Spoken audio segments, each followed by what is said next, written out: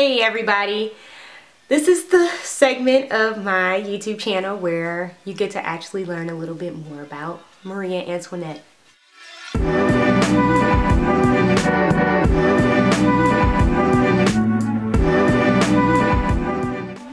I am Maria Antoinette Loggins. I am in my 30s. I'll never tell. I'm originally from St. Louis, Missouri. I live in Knoxville, Tennessee now. I am happily married, really happily married. So in love. Tell us a little bit about yourself. Where did you grow up? What did you like when you were young? What was little Maria like? Bad. No, I'm joking. I'm joking. I'm an only child, so that's like the start of it. My mom is military, so that also is like a layer. So being an only child and being in a very, not strict, definitely didn't grow up in a strict home, but in a very structured home where things were done right the first time, and that's just it. You didn't do them wrong, you just did them right. So I think it developed me into a very much of a perfectionist. I enjoy a challenge. Like, I'm very goal oriented. I'm very just structured like that. But it's funny because I'm not. I'm really free, and I don't like authority, but I do. I don't break laws, big ones. I break some, like speeding. But I'm really structured, and I like to just think that I'm just a good person. So you grew up in St. Louis. How did that shape your... You talk about your mom. How did growing up in that environment in St. Louis, in a larger city, how did that shape your outlook on hair and fashion and what you do? Growing up in St. Louis, my mom was always really fashion forward, and she didn't play. So I always kept my hair done. I was wearing extensions, weaves ever since I was a child. So I guess hair is just second nature.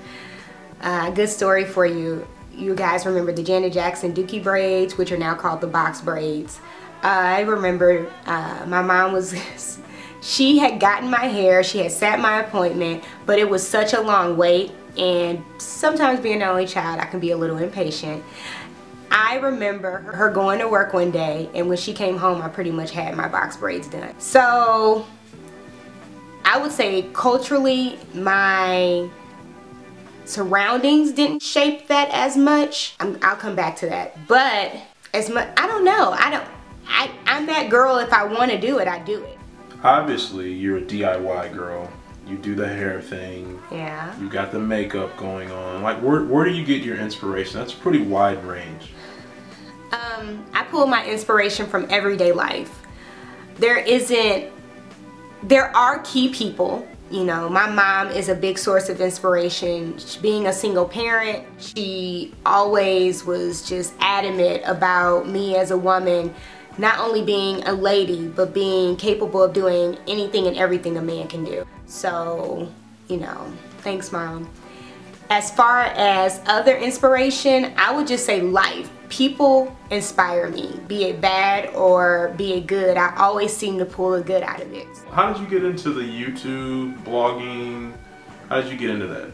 About 3 years ago, I got my cosmetology license, and I started doing hair. So in that type of environment, you get really creative and you start to express yourself on a more free level versus being in a corporate environment where everything is structured.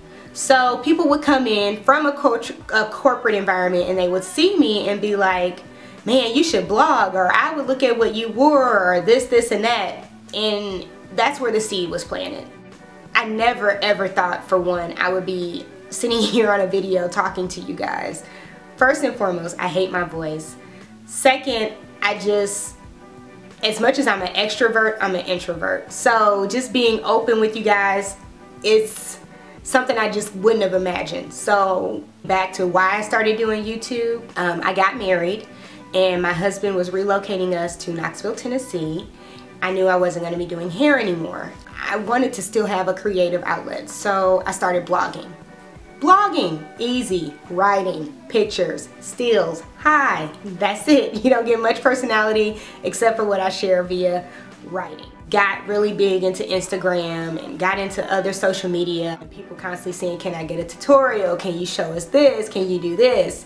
And YouTube was born. And I honestly can say I'm falling in love with you guys. I'm falling in love with the tape. I'm falling in love with the whole concept of being on camera.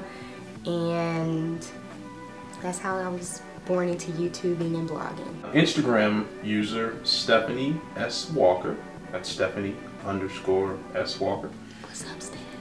Asked, shout out to Steph, how did you learn to do hair and makeup so well? My makeup skills. Let's just stick with makeup at first. I can't really say that I'm just so great at makeup. I would never call myself a makeup artist. I feel like that is something that is learned and worked on and studied. I can beat my own face. I can paint my own face well. I might be able to make somebody else look decent, but to like recreate a celebrity look or something like that, I'm not your girl. But because I've worked on sets and I've worked with makeup artists and I've seen the applications and things like that, I do know a little bit. So just trial and error and being around other experts who are really good at makeup have helped me. As far as hair, I think with anything, practice, trial and error. I pretty much won't do anything on anybody else until I do it on myself. I study. My eyes, like, you know how you feel like people like, why is she staring at me? I'm that girl probably, because I can stare at something and it's like my mind literally just takes layers and layers apart, and in my mind I have already figured out how you did it, and then I'm sitting here thinking about how I'm gonna do it, and just that's just how it just evolves. Like, it evolves throughout life. My first sew-in, you know, I was 17, 18. All I could do was a circle braid. I didn't know much of anything else. I had no hair skills as far as I knew how to braid and I knew how to sew. Those were two different talents that were taught to me at two different times in my life, and my mom was mad at her stylist and she was like, Maria, come sew my hair in, and that's where it began. So taking something like that and seeing the outcome, and the next time I'm thinking, well, next time I want to do it like this, and it just builds, it builds and builds. And I guess I can go back to living in a predominantly white environment, just seeing how white girls would flip their hair or how it would lay or things like that. Those things stick really close to me. So when I do hair, I want it to look as natural as possible. So hope that answers that question.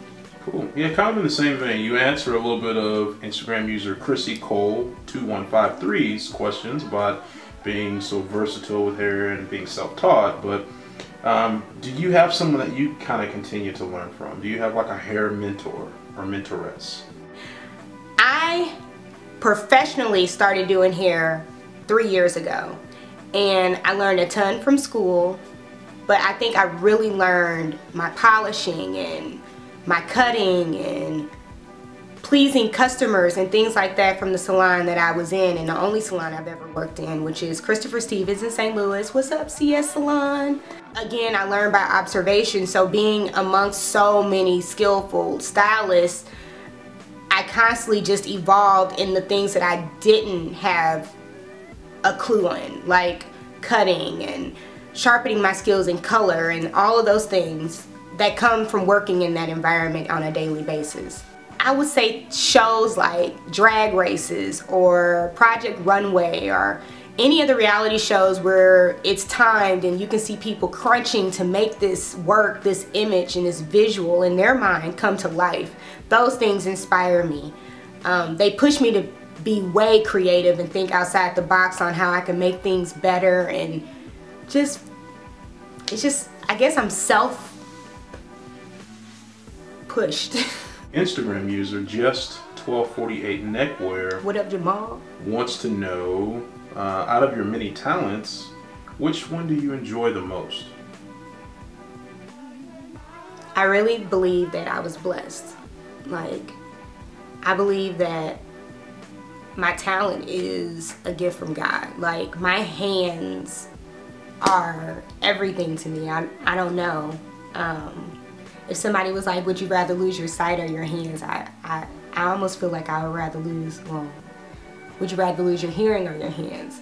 I almost feel like I would rather lose my hearing than to lose the ability to work with my hands. So out of all of the things that I absolutely love to do, I would have to say I love them all. Just anything that's new and is a challenge, I love it. Anything where I'm working with my hands and creating something and I get to see the reward of it when it's birthed is just incredible. Can you give us a sneak peek on what 2013 has in store? Well, I just want to continue to do what I'm doing, and hopefully I want to have a baby. So you guys keep us in prayer. We are definitely trying to have a baby, and that's it. So you got to know a lot about me. From St. Louis, only child, live in Knoxville, happily married, crafter galore, cooker, wife, blah blah blah. Woman of many hats. That's me. Till next time. Bye guys.